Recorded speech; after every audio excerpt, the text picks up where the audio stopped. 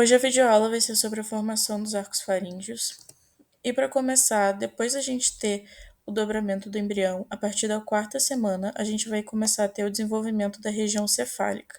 E para isso a gente vai ter o surgimento dos arcos faríngeos, já que eles são estruturas responsáveis pela formação da cabeça e do pescoço. Então, antes que tenha o surgimento dos arcos faríngeos, a gente tem a presença da proeminência frontonasal aqui, e a proeminência cardíaca. E entre elas vocês podem observar que existe um vão. Esse vão é chamado de estomodeu e ele é a boca primitiva do embrião. Então, entre essas duas proeminências vão começar a surgir estruturas de um lado e do outro do tubo digestivo primitivo, e elas vão crescer da região dorsal do embrião em direção à região ventral, e essas estruturas vão ser uma série de arcos que vão se encontrar na região ventral. Esses arcos eles vão ser proeminentes do crescimento do mesoderma lateral, e com isso a proeminência frontonasal que a gente já via antes, ela vai ser responsável pela formação da face do nariz para cima, enquanto os arcos faríngeos vão ser responsáveis pela formação do restante do rosto e do pescoço. O primeiro arco a ser formado vai ser o primeiro arco faríngeo, e dele vão surgir dois processos. O processo maxilar, esse aqui, e o processo mandibular, que seria esse mais embaixo. E o mandibular, ele vai se fusionar, os dois mandibulares, né, um de cada lado, vão se fusionar na região mediana. Então, a partir disso, a gente vai ter o estomodeu sendo delimitado inferiormente no seu limite caudal pelo processo mandibular e lateralmente pelos processos maxilares. O segundo arco faríngeo, ele também vai poder ser chamado de arco ióide, seria isso daqui. E no total, a gente vai ter a formação de 6 arcos faríngeos, sendo que o quinto arco vai se degenerar e externamente a gente só vai conseguir ver 4 arcos, porque o quarto arco e o sexto arco eles vão se fusionar parcialmente. Então a gente só vai possuir 5 arcos funcionais, porque o quinto arco, como eu disse anteriormente, vai se degenerar. Essa imagem aqui a gente pode ver internamente como é constituído os arcos faríngeos, e a gente pode ver que a parte externa, essa parte em azul, representa o ectoderma, que vai estar revestindo externamente os arcos. A parte em amarela, o endoderma, que vai revestir internamente os arcos. E a gente vai ter invaginações externas entre dois arcos, que vão ser chamadas de fendas faríngeas. E a evaginação interna entre dois arcos vai ser chamado de bolsa faríngea.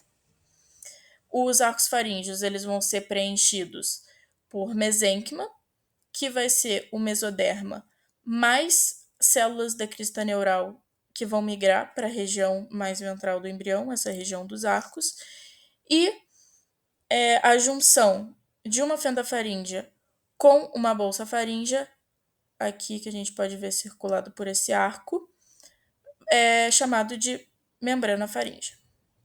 Então, sobre os rombômeros. Os rombômeros, eles são células da crista neural do rombencéfalo que vão migrar para os arcos faríngeos. Porque, como eu disse anteriormente, os arcos faríngeos, eles são preenchidos por mesênquima, né, que é o mesoderma mais as células da crista neural.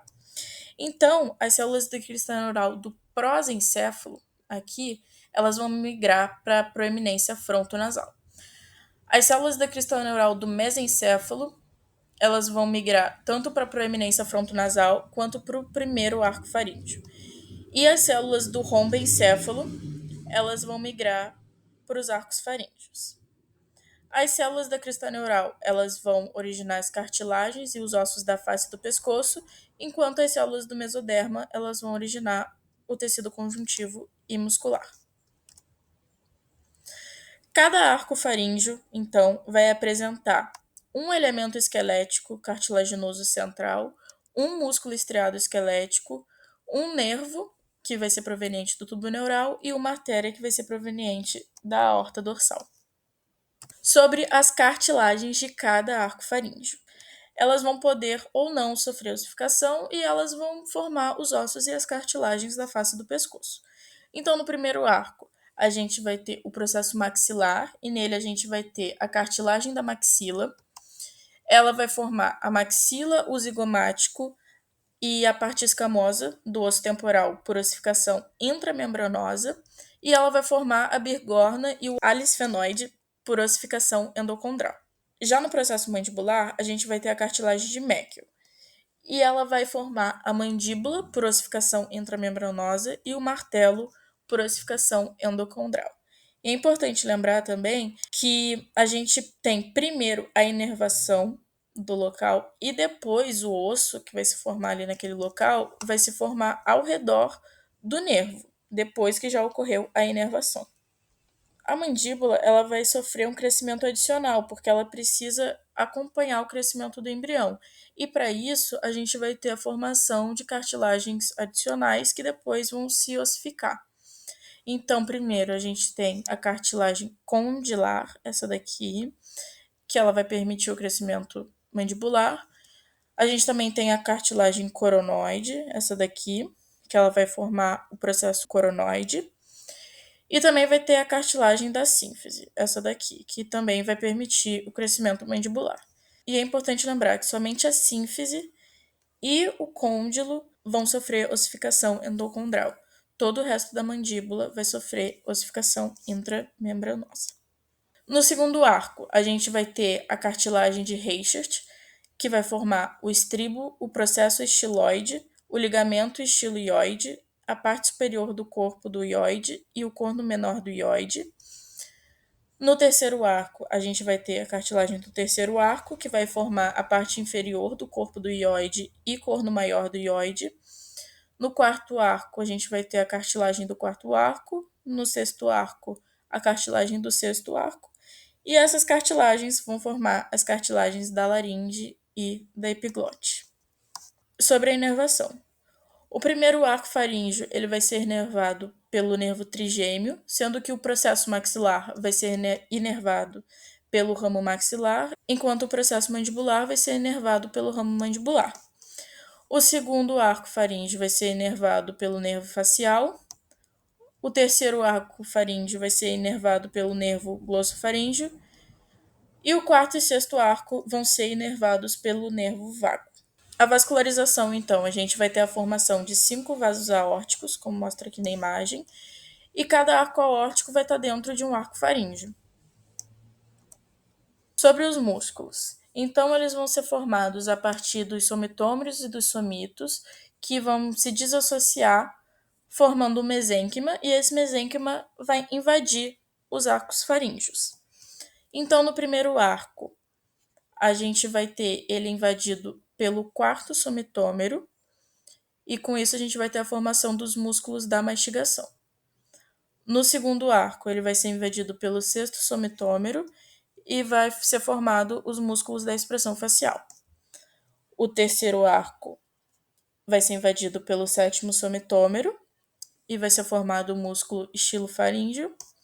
E o quarto e sexto arco vão ser invadidos pelos primeiros 4 somitos occipitais e vão ser formados os músculos da laringe e da faringe. Então, como eu tinha comentado anteriormente, na parte interna dos arcos, entre um arco e outro, a gente vai ter bolsas faríngeas, que são invaginações. E essas bolsas faríngeas, elas vão dar origem a estruturas. Então, a primeira bolsa faríngea, como a gente pode ver aqui, ela vai formar a tuba auditiva e a cavidade timpânica. A segunda bolsa faríngea vai formar as tonsilas palatinas, as amígdalas. A terceira bolsa vai formar as glândulas paratireoides inferiores e o timo. A quarta bolsa vai formar as glândulas paratireoides superiores. E a quinta ou sexta bolsa, pode ser chamada de quinta ou sexta bolsa, vai ser formado o corpo último faríngeo. Na parte externa dos arcos, a gente vai ter as fendas faríngeas, que também vão ser formadas estruturas. A primeira fenda faríngea ela vai formar o meato acústico externo. E aí o que vai acontecer? O segundo arco faríngeo, ele vai crescer, como mostra aqui na imagem, ele cresce de tal forma que ele recobre as outras fendas faríngeas. Então, é por isso que as outras fendas não vão formar estruturas, somente a primeira. E por último, a gente também tem membranas faríngeas, né, que eu tinha comentado que seria a junção de uma fenda faríngea com uma bolsa faríngea. E como a gente só vai ter a primeira membrana faríngea aqui, porque as outras vão ser recobertas, essa primeira membrana faríngea vai formar a membrana timpânica.